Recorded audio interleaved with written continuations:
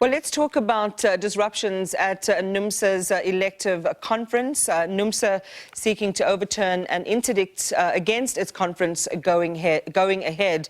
And at risk is a conference that already convened on Wednesday as the interdict was handed down on Thursday. Tony Healy watches these matters quite closely. He is a Labour analyst and joins us now. Tony, good evening to you and welcome.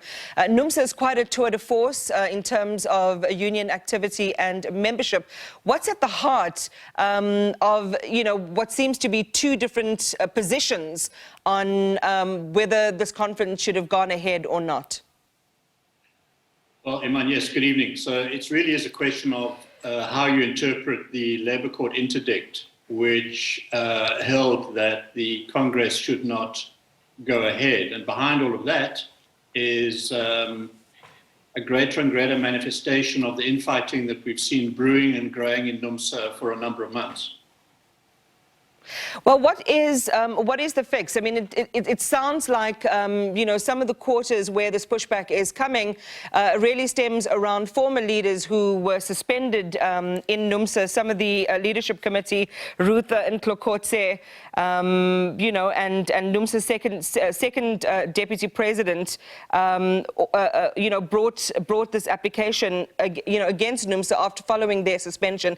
Is this about internal political matters or genuine labour movement issues? Iman, I think it's a combination of things. I think you could trace it back to some degree to the issues relating to Mr. Vavi and the SAFTU Confederation and the supporters and antagonists in respect of Mr. Vavi. And then, there are claims from certain members of the leadership around elitist behaviour, allegations of abuse of use of union funds. At the end of the day as well, there must to a certain degree be issues around egos and aspiration for leadership. We must remember that Irvin Jim has been heading up Numsa for many, many years. Andrew Chirwa, the president, has also been around for quite a while. And they're starting to see challenges to their leadership on, as I say, on a number of issues. Some of them relate to SAFTU, some of them relate to other allegations in terms of how leadership is behaving and the direction in which the union is being taken. Well, talk to us about, whether this is an existential threat now that Numsa faces. Would it be the start, of a series of, I don't want to use the word anarchy or mutiny, but something of that nature? Yeah, look, I think for sure what we're seeing is the potential for a split within Numsa. It's a big union. It's a very capable union. It's a union with a big history. They've got over 400,000 members. They're highly competent. If you were to assess their competence as a union member and as a collective bargaining force.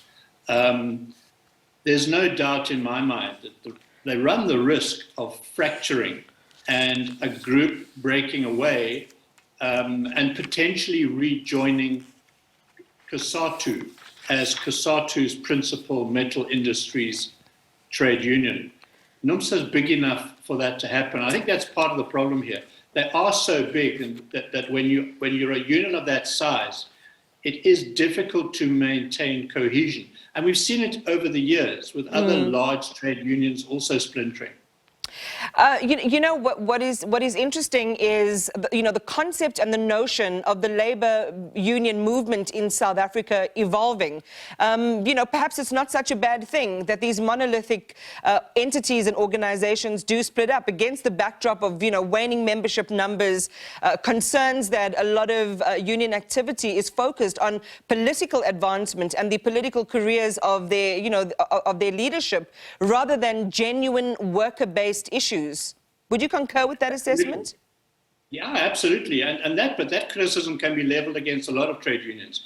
And I think that's where they've lost the plot over time, is that, trade union is there essentially to protect job security and enhance terms and conditions of employment. But what we've seen over time is trade unions having aspirations to get involved in other areas. And I think they're forgetting the fundamental reason why a union member pays their 50 or 80 rand a month to the union. It's not to get involved in macroeconomic issues first and foremost. It's first and foremost to ensure job security and promote and enhance terms and conditions of employment. And I think you're right. But that criticism can be leveled against many trade unions over a long time. I think you could generally say, in my view, that the trade union movement in this country is losing members fast, not just because of job losses, but because they're losing sight of the core reason why they exist in the first place. Tony, maybe it's just me, and maybe I read it wrong, but when I see, reported in our media that a conference of this nature is costing around, what is the estimated price tag? 39 million rand, conference at risk, for a labor movement. Something in my head, separates, and maybe that's a prejudice that I have. So please, share with us whether this, whether this seems, out of character really for a trade union. I mean, there's no other way I can put it. Yeah, sure. No, look, what you're saying, if I understand correctly, Iman, it looks very extravagant. We must remember, however, that in terms of a registered trade union statutory obligations, they are required to convene these kinds of congresses. The question is, to what extent does it need to be lavish, if that's the right term? It sounds like a lot of money to me. I mean, I'm sure, for example, they could have had a more than satisfactory congress for half the price and saved themselves 20 million rand. Which could probably go, somewhere really important. Tony, we're going to leave it on that note. I know that speaking for Numsa, their spokesperson said that they're going to appeal this labour appeal or petition the Labour Appeals Court for direct access to appeal this ruling. So the story is not over, and we'll continue to follow how it develops. But thank you very much for joining us, Labour analyst Tony Healy.